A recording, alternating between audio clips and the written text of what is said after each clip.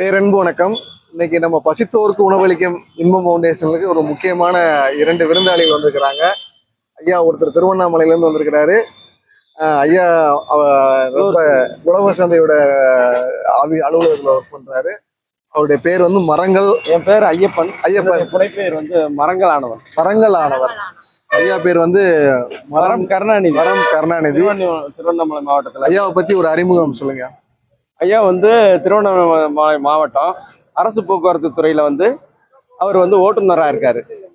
அவருடைய 30 ஆண்டு காலத்துல வந்து அவருடைய சம்பளத்துல இருந்து மரக்கன்றுகள் வாங்கி எல்லா கிராமத்துக்கும் தர்றது.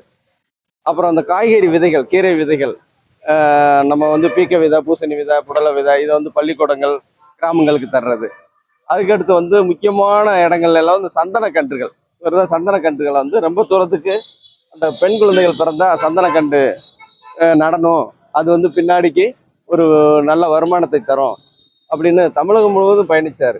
அவருடைய உழைப்பு, அவருடைய வருமானம் எல்லாமே வந்து மரம் கருணாநிதி ஐயாவுக்கு வந்து அவருக்கு நிறைய பசுமை விருதுகளை வாங்கி தந்துச்சு. கிட்டத்தட்ட 140 150 விருதுகள் அவர் வாங்கியிருக்காரு.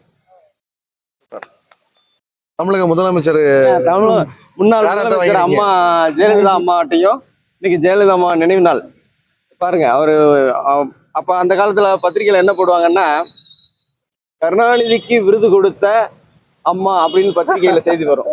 அது யாருன்னா மரம் கருணாநிதிக்கு வந்து அம்மா ஜெயலலிதா அம்மா கொடுப்பாங்க பசுமை விருது. அதே போல இன்றைய முதல்வர் ஐயா மு.க. ஸ்டாலின் ஐயாவட்டையும் 2023க்கான பசுமை விருதை அவர் தான் வாங்கியிருக்காரு. பசுமை பணிகள் நிறைய செஞ்சாதான் பசுமை விருது கிடைக்கும், சாதாரணமாக கிடைக்காது. அதோடையும் நம்ம நடிகர் சிவகுமார் ஐயா, சூர்யா, கார்த்தி உழவன் ஃபவுண்டேஷன் இருக்குல்ல, அவரும் அந்த நிறுவனத்துல இருந்து இவருக்கு பெரிய ஆதரவு கொடுத்துருக்காங்க.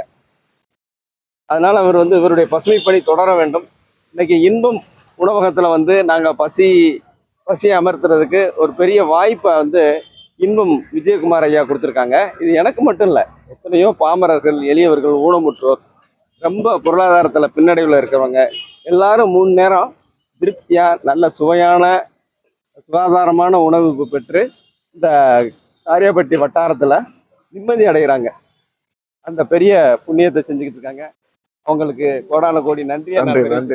நீங்கள் வந்தது எங்களுக்கு ஒரு பெரும் பாக்கியம்.